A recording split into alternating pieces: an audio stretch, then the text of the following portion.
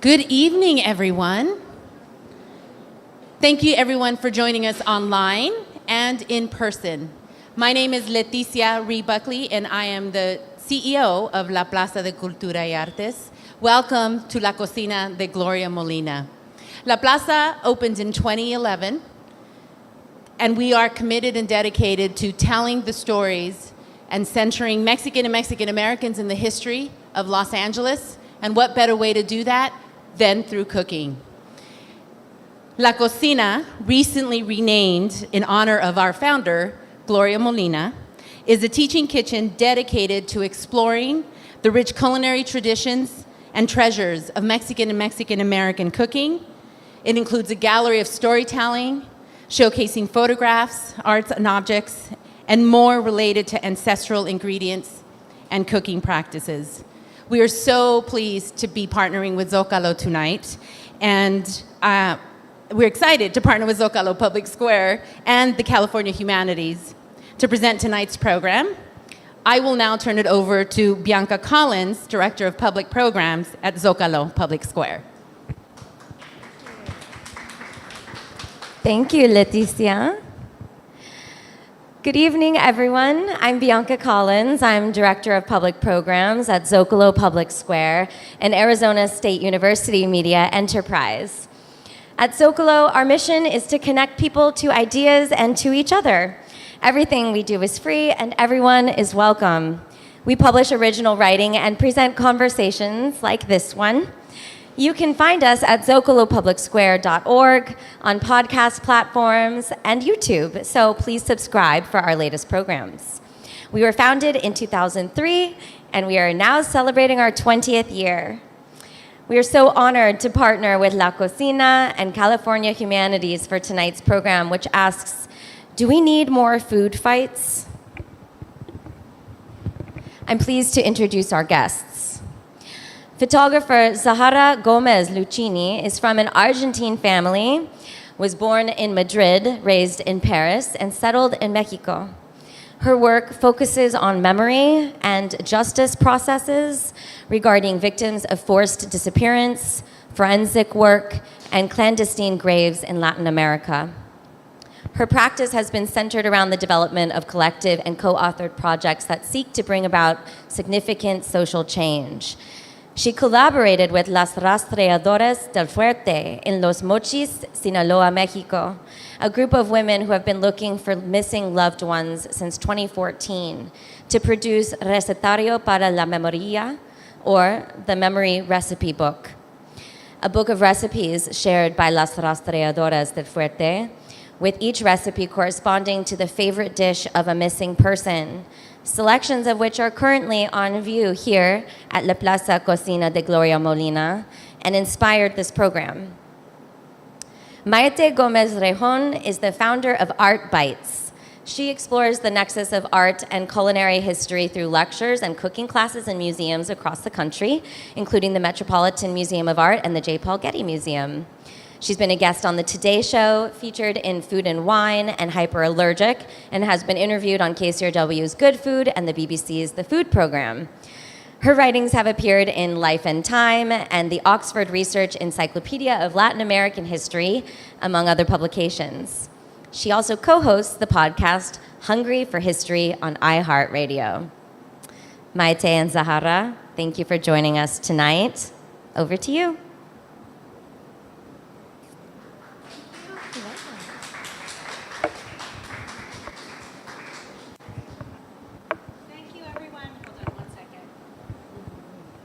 Thank you. I'm so excited to be here tonight with Zahara and everybody having this conversation. So what we will do today is talk about this incredible project and make pozole, sort of at the same time. And so before we get started, I wanted to ask you, Zahara, well, first of all, when I first saw this exhibition, I was so moved by this project. It was so powerful, and the images, it's not like looking at a Bon Appetit magazine. They're so full of emotion. It's this whole idea that food, cooking is not about satiating hunger or nourishment. It's something that unites us, and in the case of Recetario para la Memoria reunites us. So before I let everybody know why I chose pozole, I wanted to ask you, what is Recetario para la Memoria? Okay, hi, thank you to be there. Recetario para la Memoria started in 2019 with Las Rastreadoras del Fuerte in Los Mochis, Sinaloa. I used to work as a documentary photographer about enforced disappearance. Now Mexico have more than 116,000 disappeared. There are more than 100 collectives, mostly formed by women who are looking for their loved one. And I start to work with them, and I very fast I understand the documentary way. It's not the way to invite people to be part of that. And I met them in 2015 or 2016, and we start to talk how we can change the image of the victim and how we can not stigmatize each disappeared and each family who looking for them. And we find maybe the cook and the cook place and the heart of the house.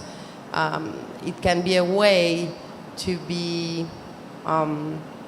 aware of the disappearance and to understand we can be part of that.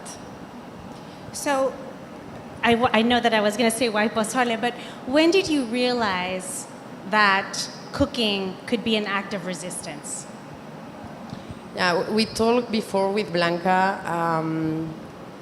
When we start the project, I didn't know, none of the women who are part of the book had cooked again this recipe. So when she cooked again this recipe for the first time, I think that's the most important of the project, more than the book himself. But to compartir, to share and to share with someone who is not his family or his memory directly. And the way today we will cook the Camilo's pozole, and that's the way to know who is Camilo. And he's not just a disappeared, he was a person who loved the pozole. And maybe in this cross you can feel more touch about that. I think it's and I think that's amazing. When you mentioned the pozole for Camilo, and Blanca Soto, Camila's husband, is here today. She will come up and talk about him in a minute. But I wanted to make pozole out of so many recipes, and all of the recipes are incredible. And because of the history of pozole, pozole has it has pre-Hispanic origins. There's so much in this book that's connected to the land, literally and figuratively in so many different ways. And pozole has corn, has hominy, the nixtamalized corn, which is really the soul of Mexico. It's really everything. I have some boiling water. I'm gonna stick this in here, and in Mayan cosmology, mythology, humans were molded from masa, and when somebody died, they would put a little ball of masa in their life. So they always had nourishment in the afterlife. And just, pre-conquest Mexico, the Aztecs would make pozole. The word comes from Nahuatl pozole, which means foam. And they would make this in festivals for Xipetotec, who was the god of war and also the god of regeneration. So it's this dish that has life and death. So it felt appropriate. It's also a classic dish, and it is one of the most delicious, dishes ever. So this is why we chose, we chose pozole. So when you approach this as, I just have the pozole here. I'm just going to let it let it simmer for a little while. And most of the ingredients in here are pre-Hispanic or native ingredients. The corn, the pozole, and also we have 3 different types of chiles. And those are the main things that are pre-Hispanic. So there's something, Zahara, that really struck me about the books, but I wanted to share. Let me see. I'm going to put this down so that I could. In this one, this particular recetario, at the beginning, there's thank you. There's an image of a field, and it says, "Este campo nos alimentaba, ahora aquí nos buscan," which translates into "They search for us in the lands that once fed us." So this very much, resonated with me. This whole idea of the land, literally with this.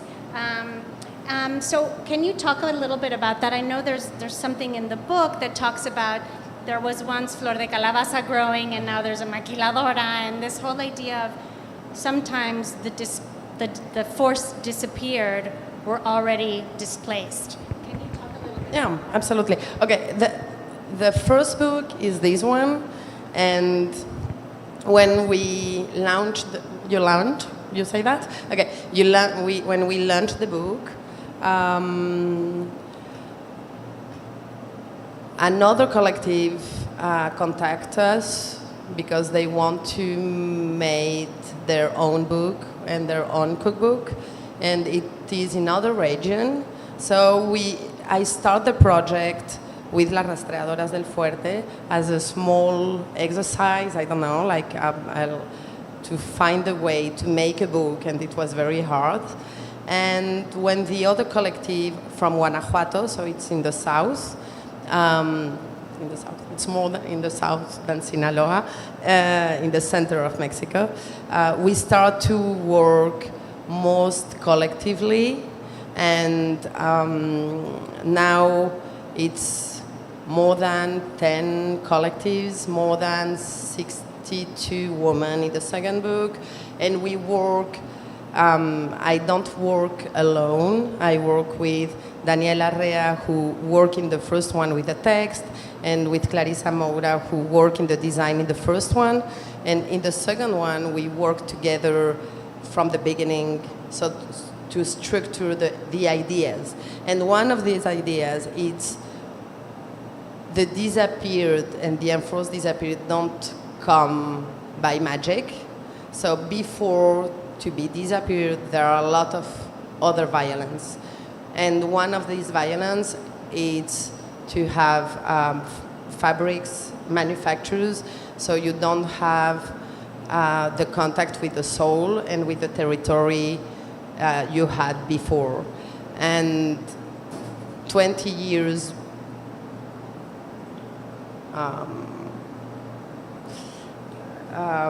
después? Thank you.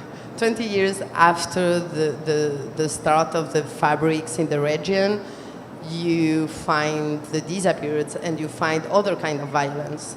So we think it goes together. So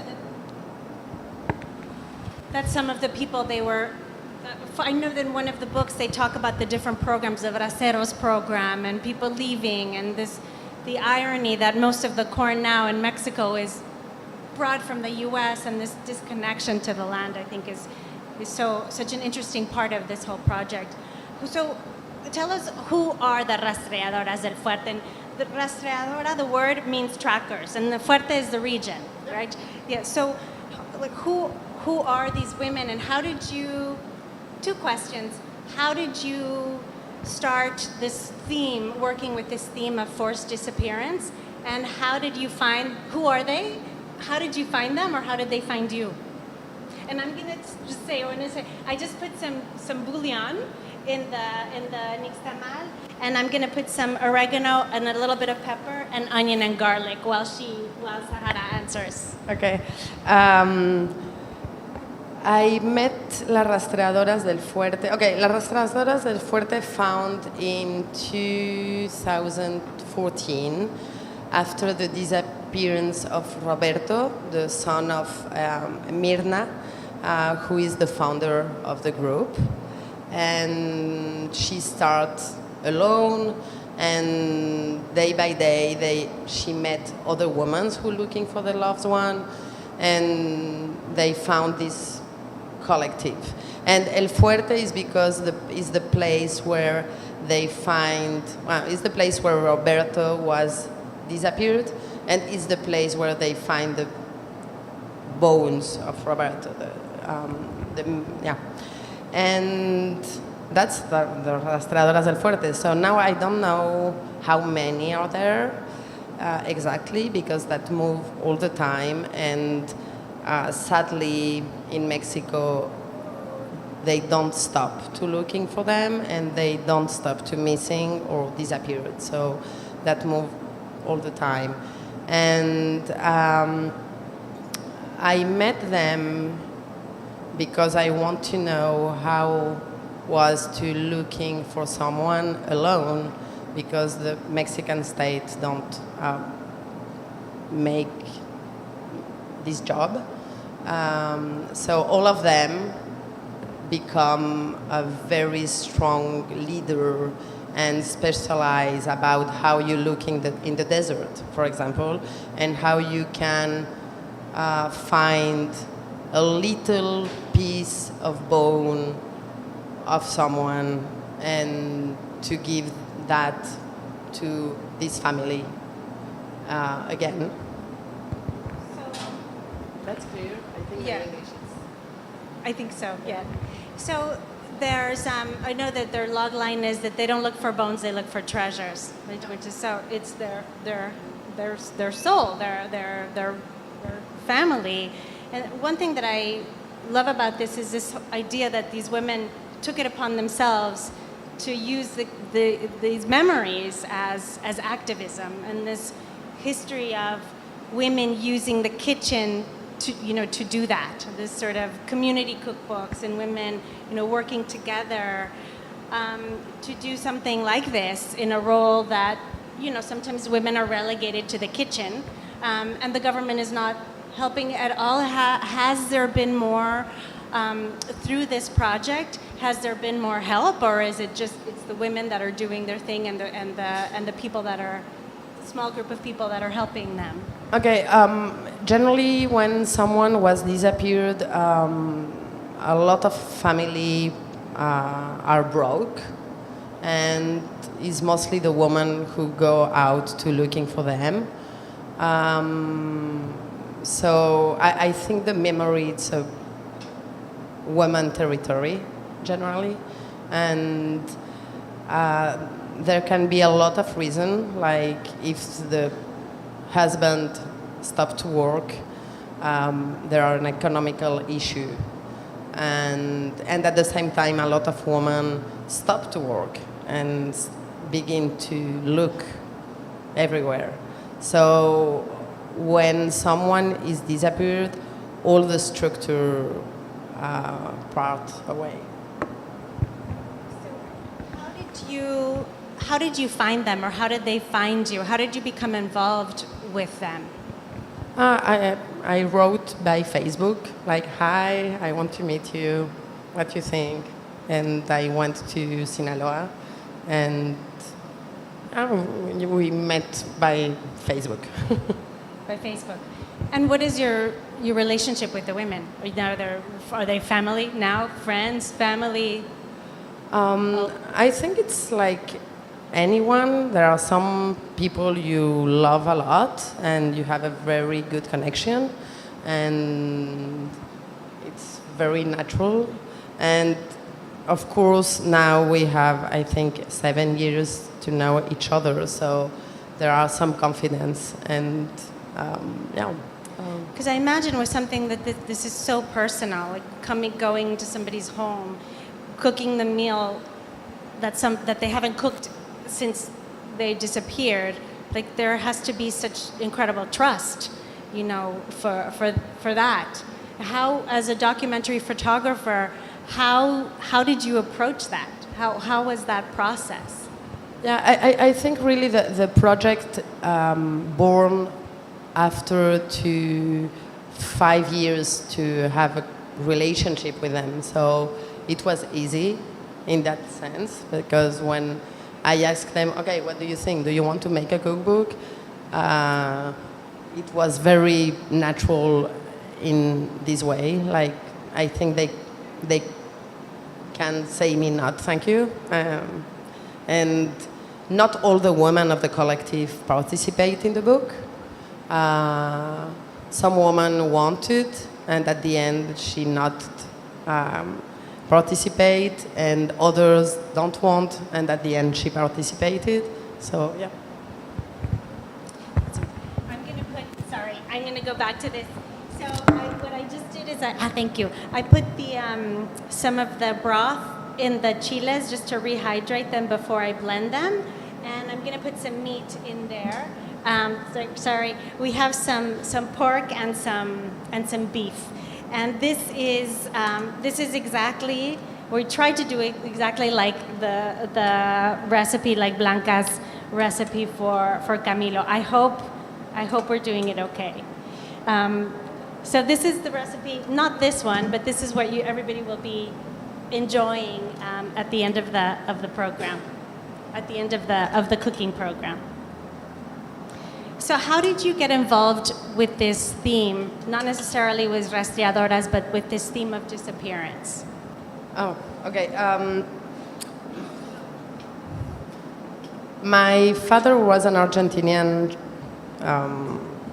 journalist who go away from Argentina, and because the enforced disappearance in Argentina in the 70s. So I think at home they talk about a lot about the disappearance, and some friend who was disappearance, and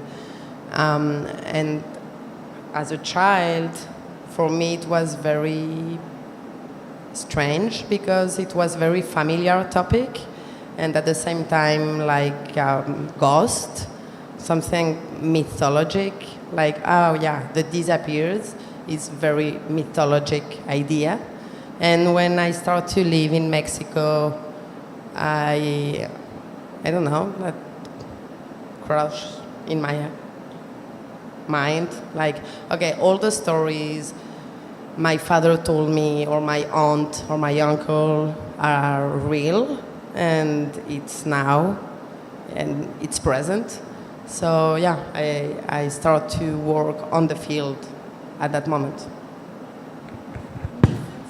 Makes sense that this would resonate with you, this project. So was your approach with this in the home, photographing these dishes that are so meaningful, was your approach different than being out in the field? Your approach to the material, was it different than being outside photographing, people, or how was it a different approach photographing food? Because you really get to all of the photographs, look at this, they create such nostalgia and such empathy, which is different than looking at a food magazine, very different. So how did you approach that from that angle? I think it's to be intimate with each one, and to find just Camilo in the pozole, or Juan in the flan, or Roberto in the pizzadillas, and just to find them in the food. Yeah, it's such an incredible project. I've been reading about different things and reading the cookbooks, and yesterday all day I was crying. My husband was like, "What is wrong with you?" It's very, very emotional, just the power that a dish has, the power of smell, of just, even I do this and the oregano, and it's like just thinking about just this whole idea of the kitchen as a battleground, and like the power that a dish has, that it connects to culture, it connects to our roots, but also it connects to so much more, and memory, and keeping these, the memory of these people alive. Some have been found, and some that have not been found. So So I just want to get back to this for a second. So everything is simmering. And I don't know if you can see from where you are, but everything is simmering. So what I'm going to do is I'm just going to take the chiles that are already rehydrated, and I'm going to blend them, and I'm going to pour them back into the pot. And I want to blend some of the onion as well, but I don't think the onions are quite soft yet. But maybe a little bit soft. Zahara, what is next for the project? Do you foresee another cookbook, or it sounds like unfortunately, it's getting bigger because this is not ending. Do you see another cookbook? Where do you see this project, going? I really don't know. Now we are 3 to take decisions, so that's a different way to work. And at the same time, when I finish the first one, I just take the decision if for a collective there is a reason to be. So that's the way. But I'm not feel very cool with the idea to go to the collectives and say, hey, do you want to make a cookbook? It's more than in the other way. So it's more to be open to find other ways. Maybe the cookbook, it's not in the way anymore. But to make conscious about the disappearance, it is. And I think we need just imagination to find other forms. But through food, or not necessarily? I mean, just different forms, right? Wherever it goes. Yeah. Now we start to cook together. So we met with other people and we cooked together some recipes of the book. So that I think it's a very new way to work with a cookbook. I'm gonna pour this. Sorry, I'm gonna just blend all of these chiles. And we had 3 different kinds of chiles: chile ancho, chile guajillo, and chile de árbol, that are not super spicy, just a little bit mild, a little bit smoky, and all dried chiles that were stemmed and were cleaned. And I'm just gonna blend them really well until they're really nice and smooth. And chiles also, they were pre-Hispanic Mexico, not just used for cooking, but also used for warfare, for chemical warfare. So somehow that seemed appropriate for this as well. Sorry.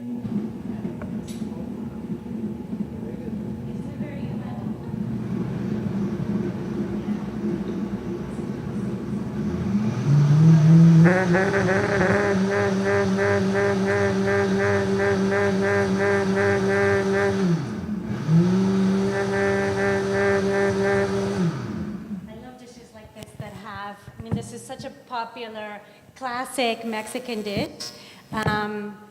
It's great for hangovers. It's just delicious. But it has such meaning because it has such a rich history. So I'm just gonna pour it in here. And ideally, I probably would have blended the onion and the garlic, but they're not quite soft yet. So I have that. I have all of the ingredients in here. It smells so good. I don't know if you could smell it when you are. And then I'm just gonna put some fresh cilantro. And so just pour. Le pongo todo. Le pongo la mitad. And that's it. It's very simple. So this is the dish, and this is what everybody's going to be enjoying today, enjoying a little bit later. But it smells amazing. And is there anything else that you want to share about the project? Yeah, just to say, the first and the second book are the earn, what we earn with the sale, are split with the collectives. The collectives are very alone in the material way, so they need help and found. So you are invited to buy the book, and it's a nice way to be part. Yes, so all of the proceeds from the book go to help the rastreadoras, and they need a lot of help to continue, doing what they're doing, and to continue projects like this, which are so meaningful. So we have, I'm going to heat up. We have some here that's already cooked. So eventually the meat will just start falling apart, falling off it'll just shred. And I think, Blanca, the recipe, the original recipe has pork rib, but they ended up using pork butt and also beef. So, but it's very, very flavorful. So this is a dish that everybody will enjoy, the pozole for Camilo, and then there's also mole for Juan, flan for Juan Francisco, and mole for Cristian. But I wanted to introduce, is it a good time? Yeah. You what? 15 minutes. Oh, okay. Oh, perfect. You answered so quickly. So I think I have all of my questions were also, answered. So I think maybe you answered this, I'm not sure, but when did you realize that this moment, this cooking, a cookbook, sharing this meal could be so powerful, like such a powerful act of resistance?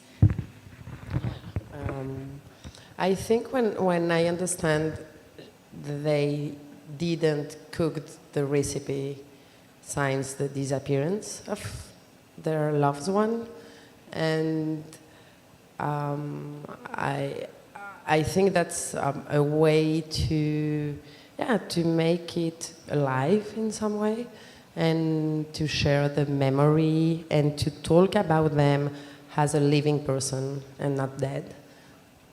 So how did you get them to choose the recipe? How did this conversation begin? Like how did you approach this through food? Really very simple. In each collectives, each woman are very different. They are not the same, and they share these very sad process. But I think all of us have preferred dish, and maybe it's not the very gastronomic one, but it's just because your mom cooked for you, I don't know, just maybe bread with butter. And in this bread and butter, you have all this love and all his memory and all this personal history. So yeah, I think that the food can be a very strong place to talk about things about que no queremos hablar. Mm-hmm.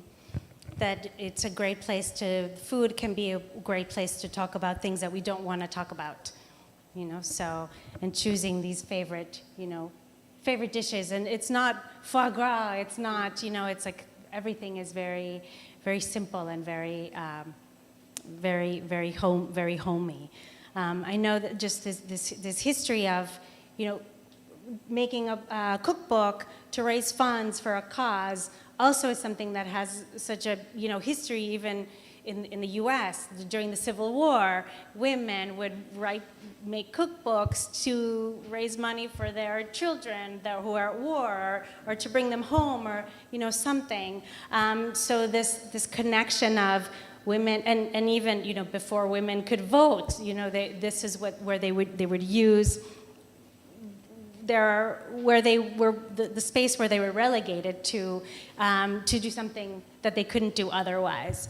And this, of course, it's current, and it serves a similar purpose. So just the fact, this idea of women coming together for a particular cause, and the fact that this is happening in Mexico right now. So it's since 1964, it's over 100,000, people that have been, disappeared or forced disappeared, and that the government isn't doing anything about it. So just the fact that this is, women are coming together, and just because we enter food through our smells and through our eyes, and we listen to the simmering water. So it's something, entering this through our senses before we get to the reality of it. And I think that there's just, there's something very magical and poetic about it. I mentioned ghosts.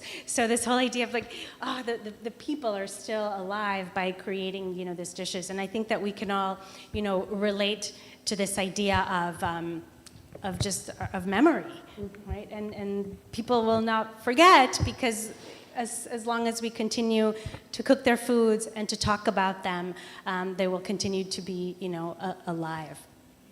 So thank you. It's incredible. So I thought that we would share. I'm going to plate some over here. Thank you. So we have some that's already made by Pescantina. So I'm going to just serve 3 bowls. Oof. This looks so good.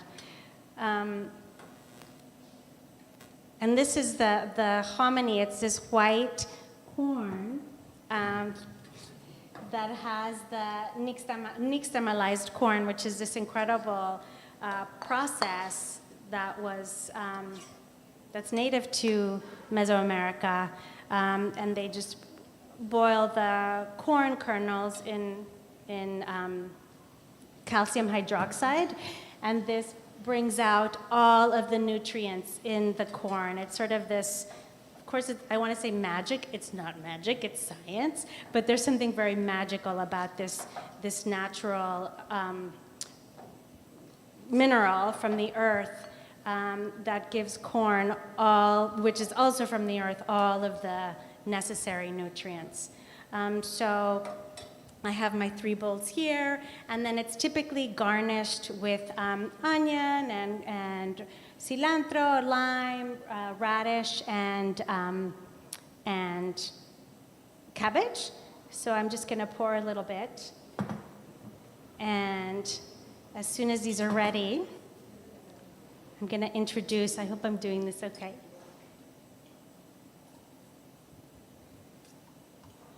And all of these ingredients here are post-conquest ingredients. It's sort of, at this point, it becomes very, very modern dish. So now I'm going to add a little bit of, this is often served with tostadas. I'm going to put the radish. And then we can get a little bit of our, for Camilo. And before we start eating, I want to introduce Blanca Soto, who gave this recipe, contributed this recipe. This recipe was made for her husband Camilo, who was found almost 5 years ago, almost to the date, September 3rd, 2016, 2007, 2006. Yeah, September 3rd. And I want to ask her a question, which I will translate. So how do you hope the memory of Camilo will live on? But before I'll ask it again, so I want to introduce you, Blanca. Can you say?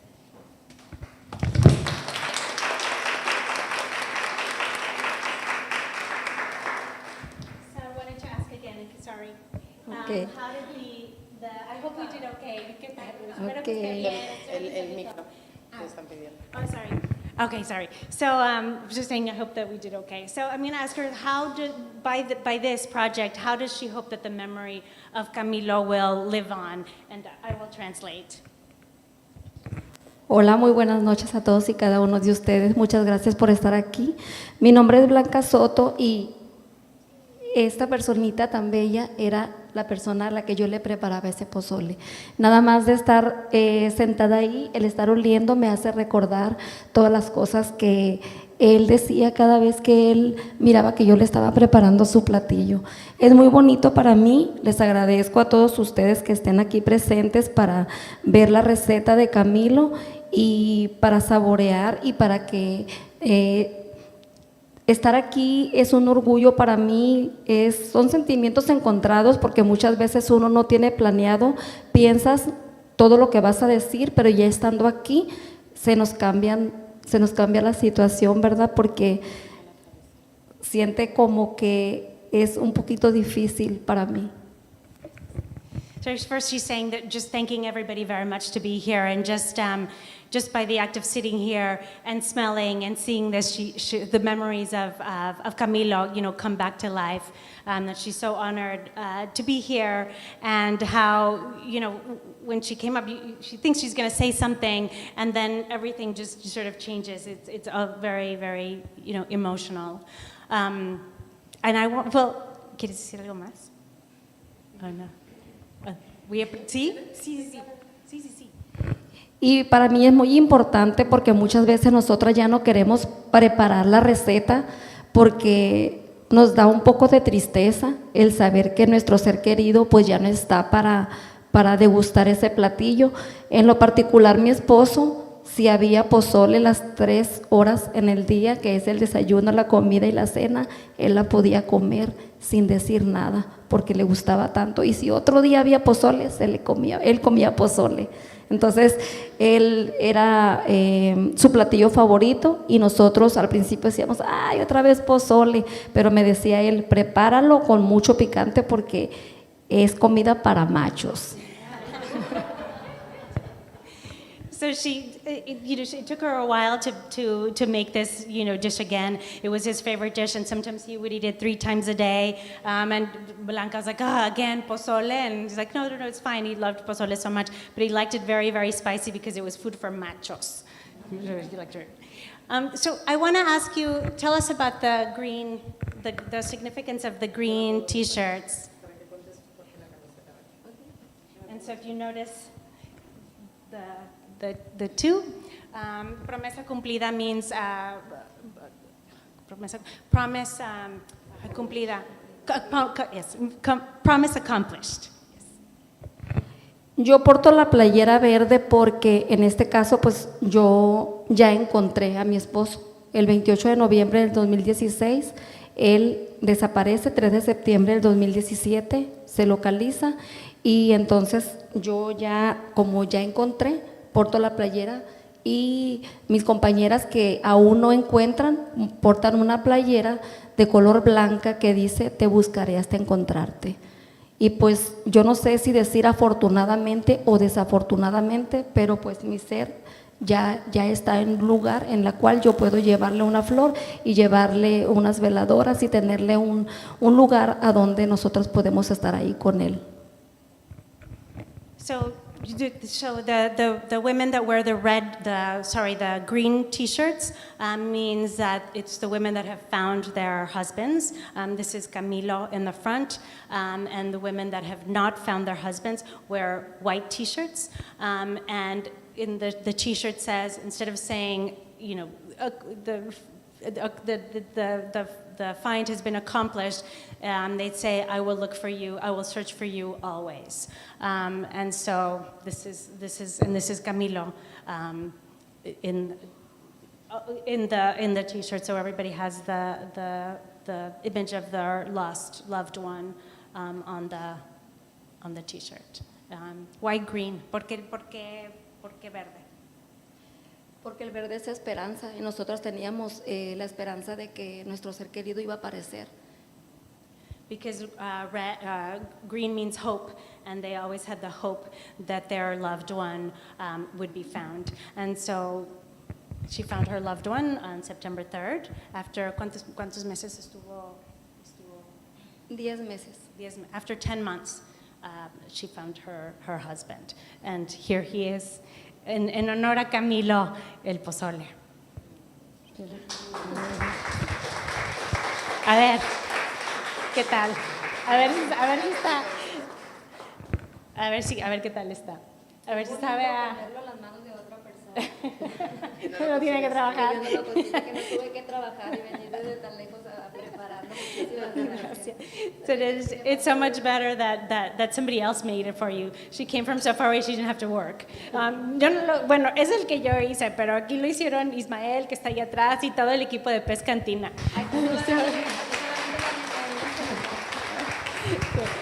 So Pez Cantina, Ismael back there, and the team at Pez Cantina, made this. So we will open it up for questions now.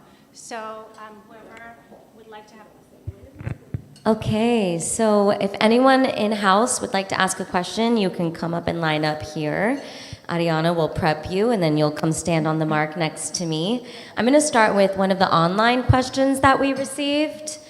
So someone online asked, are most of those who have disappeared men? Is the cooking activism different if the disappeared is a woman? And there's another mic that you guys can use to answer questions. Lo pregunto en español. Que hay una pregunta en línea, es que preguntan que si todos los desaparecidos son hombres, y si hay mujeres, y si son mujeres, si la comida es distinta. No nada más son hombres, también son mujeres y también hay niños. Entonces para nosotros es un dolor muy grande el poder no buscar no nada más a Camilo, a Juan, a Pedro, a Súmico, a Roberto, a miles de desaparecidos. Nosotros buscamos a todos, nosotros no buscamos culpables, en realidad solo buscamos a nuestro ser desaparecido, esté como esté, solo queremos que regrese a nuestra casa. So it's not just men, it's children, it's women, it's children, and they work collectively to look for everybody, and they find, pieces here and there, but they work together to find, everybody. Thank you. We have another online question, and if you are in-house and want to ask a question, please go ahead and line up over here to my right. Are you aware of any other cookbooks in other countries that are doing a similar approach for others that have died or been killed during government interactions? Si saben si hay algún otro proyecto del tipo libro de cocina en otros países, un tema similar de gente que ha desaparecido por culpa del gobierno. Sí ha habido otros proyectos en los cuales yo he participado. Hay también documentales, pero yo siento que no son suficientes como para llevar a nuestros hogares todo el dolor que en él reflejamos nosotras como personas dolidas, ¿verdad? Nosotros quisiéramos que no hubiera desaparecidos, pero desgraciadamente las cosas pues así suceden. Hay otros proyectos y nosotros como rastreadoras estamos orgullosas y estamos agradecidas a Sara. Le agradecemos porque ella llevó este proyecto no nada más para el pozole para Camilo, también está cómo cocinar, no sé, un arroz, unos frijolitos, un pollo o algo en el cual nosotras como familia, yo pienso que es lo más bonito que es cuando lo cocinamos en unión familiar. ¿Por qué? Porque te sientas a la mesa a disfrutarlo, pero nosotros desafortunadamente pues ya no tenemos ese privilegio de compartir este pozole. ¿Qué no daría yo? Porque Camilo probara este pozole que está tan rico, pero pues desgraciadamente él ya no está para probar el pozole, pero pues en este caso me toca probarlo a mí.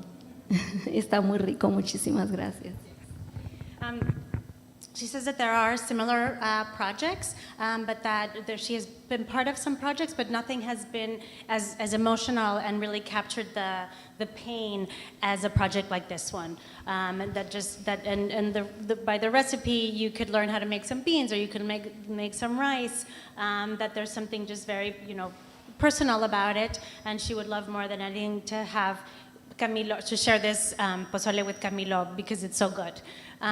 But so just nothing of the magnitude like this that captures the pain and the humanity that the restauradoras feel. Okay, so we'll wrap up with one last question from our online audience. I would like to ask, what did Camilo like to eat for breakfast? ¿Qué le gustaba desayunar a Camilo? Aparte del pozole. Yo me sentía bien a gusto porque a veces él mismo lo calentaba y él mismo se lo servía y ya no tenía que batallar yo para hacer más comida. Le gustaban mucho los huevos estrellados con una salsita piquito de gallo y guisadita con unos frijolitos refritos y unas tortillitas y un café. Le gustaba mucho el café. She liked it when there was leftover pozole, and she liked to eat that because he would reheat it himself. But he also liked a fried egg with pico de gallo and some beans and some tortillas. Okay, that's it for question and answer. Thank you. Thank you. Thank you. So I just wanted to say thank you so much, and especially Zahara and Blanca for this incredible conversation. It's been such an honor to be here, to speak with you, and just to be here with all of you. Thank you to all of you for joining us tonight. Thank you to Zócalo, to La Cocina, California Humanities, for presenting this conversation as part of Zócalo's 20th birthday programming. Happy birthday. You'll be able to find a summary of this talk at zocalopublicsquare.org by tomorrow, plus interviews with me and Zahara. Please subscribe to La Cocina and to Zócalo's newsletter and social media for more programs like this one. Please join us outside for a reception catered by Pescantina, and enjoy pozole, also flan and mole. And thank you all again so much for being here. Thank you.